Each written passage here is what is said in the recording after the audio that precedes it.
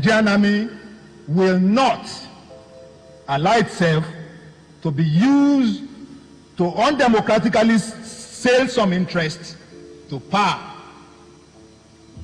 As a service that received the most image bashing as a fallout of previous military interventions in Nigeria, the Nigerian army is now poised to losing the new prestige it has painstakingly built in the past 25 years. So good Nigerians, please like and share this video and drop your opinion on the comment section. The regime right now, Tinubu regime right now, the country right now is facing hardship and the economy right now is going up and down. And the military right now said that they are not ready to take over the power. But don't be surprised. They said the protest will be scheduled for October 1st. But just watch this video carefully. Please share the video. Let all Nigerians watch this video and drop your opinion on the comment section.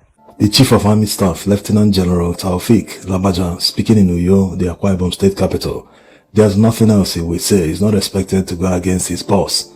Even if a military coup is under works right now, he's not expected to say it in public. What should worry Nigerian leaders is why Nigerians are calling on the military to take over power from civilians. Nigerians are smart people. They must have compared past military regimes to the current regime. Although the problems Nigerians are facing and the decline of Nigeria's economy didn't actually start today, but there's no denying the fact that the current administration made many things worse by devaluing the naira by more than 200%, by increasing the price of petrol. Petrol today is sold more than 3 times, or in some cases 4 times how much it was sold during Buhari's administration, or to even compare during Goodluck Jonathan's administration. Yes, even if you're 20 years today, you must have experienced Goodluck Jonathan's administration, not to talk of those who experienced the military regimes in the 90s. And to make matters worse, the current administration didn't learn anything from the last nationwide hunger protest, because they have been provoking Nigerians. They didn't address any of the demands. That's why Nigerians are calling the next protest that will start from October 1st, fearless protest. Instead of addressing demands of Nigerians, Tinubu is busy wasting money on things that are avoidable, buying a new presidential jet that cost more than 200 billion naira, also buying a new fleet of SUVs that are used in his convoy. So you can imagine he's telling Nigerians to hold on and be patient, that things will materialize in the near future, while he's busy enjoying his life in opulence. This is an administration that has the largest cabinet in Nigeria's history. What are all the ministers doing? How have they impacted on the lives of Nigerians? How have they turned around Nigeria's economy? So it's very obvious that this administration is paying lip service and deceiving Nigerians that things will materialize in the near future, while they go on living their lives of opulence.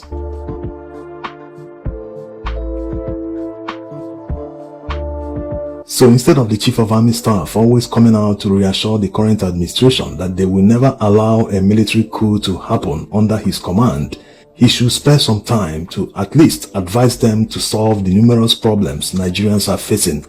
Even in the military, he is aware that there is serious suffering. The current salaries of soldiers are not enough for them. The other time we saw a video of a soldier who wanted to go back to his base after spending months on deployment, but he couldn't go back to his base because of the high cost of transportation. Transportation cost alone was on par with his salary. What is he going to give his family when he gets there? I went to as I come up for bush now I reach back. They tell me say from there to my town 5,000. Now I go calculate them. 5,000 going and come back, that is 70,000. And 50,000 now my salary where they pay me for this month. But I not give option again. I go back to bush. Unfortunately, the soldier was detained for revealing his experience. It's not clear if he has been released since then. It's very obvious that the hardship is not affecting only the people calling on the military to take over power. The hardship is everywhere, being experienced by soldiers, civil servants, everyone. In fact, the people that have fixed earnings, especially people that earn salaries, are worst hit. Once there is inflation, it will affect them heavily. Even business people, they are experiencing low sales because many people are more focused on food items alone. A business person that can't make profit that will cover his monthly expenditure is doomed, because in no time he will start eating into his capital, and you know where it ends. The business will eventually go under. And depending on the size of the business, maybe the person employs 1 or 2 persons. That's 2 people that will lose their jobs in the future. So you see, we have a huge problem in our hands. The chain reaction is just endless. So they need to solve the hunger very fast by reversing some of their failed policies. A hungry man is not only an angry man, but also a very desperate man. Imagine all the police, soldiers, and other security personnel that are legally armed by the government and their salaries can't take them home. What could go wrong? And considering the fact that Nigeria is already facing serious security challenges, so it's easy to wish away a military coup because they have the loyalty of DOCs and other commanders. As such, the lower ranking officers will never get access to heavy weapons that will be used to prosecute a military coup. Not that a military regime is better than a civilian regime, but the mere fact that we are making the comparison shows you that there is a problem with the civilian regime. So you can never wish it away. Why not address it the same way General Abu-Salami Abubakar recommended? He once said that the only way to guarantee that there will not be any military coup against a civilian government is to ensure that there is good governance. Once there is good governance, everyone will mind their business. Even Nigerians, no one will be talking about protest if they are not hungry. It happened in the 90s under Abacha. Despite all the protests at the time, none was ever for hunger. People were only protesting to drive the military back to the barracks. Nigerians aren't lucky with military regimes, unlike some of our West African neighbors. They always make things worse, looting the country dry. Instead of making institutional changes that will strengthen the unity of the country and guarantee that the country must develop, they involve their selfish interest and ethnic interest. For instance, look at the 1995 Constitutional Conference that was held to produce a people-oriented federal constitution.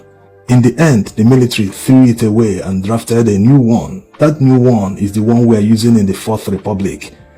And everyone can see how the constitution and our laws have been abused by the current administration. It has always been the problem with the military. All the time they took power from civilians except that of 1966. They've only taken that power because they weren't the ones doing the looting. When Buhari and Idiabo took over power from Shehu Shagari, one of the reasons they gave at the time was corruption among the civilian regime. At the end of the day, the regime had its own share of corruption scandals. When IBB and his group struck and removed Buhari from power, we all know all the corruption scandals under his regime, most especially the Gulf War oil windfall. $12.5 billion is still missing and unaccounted for by IBB. What about General Sani Abacha? His loot continues to be recovered till this very day. At the last count, it has surpassed $5 billion. Under Abacha was the first time in Nigeria's history that a head of state will order the central bank governor through the finance minister to withdraw cash from the central bank vault and deliver the cash to Aso Rock to be laundered abroad. The chief launderer of Abacha's ill-gotten loot is currently serving under the current administration. And he is the Minister of Budget and Planning, the minister that cooks the federal budget. Make of that what you mean. In conclusion, Nigerians haven't had luck with past military regimes. They only intervened because they were jealous of civilians stealing all the money. Not to stop them from stealing the money. It was because they weren't the ones stealing it. Because all the time they intervened, they never made any institutional changes to Nigeria to prevent looting in the future. They only started looting for themselves endlessly until they were pushed from power. So the mere fact that Nigerians are calling for military coup doesn't mean they actually believe in it. It's just that they are frustrated and helpless. They are simply seeking for help because they are desperate. A hungry man is desperately angry. He can do anything to survive. It's better they spend more time to address the issues, because if the military is refusing to heed to their call, you cannot predict how desperate they will act in the future. Thanks for watching.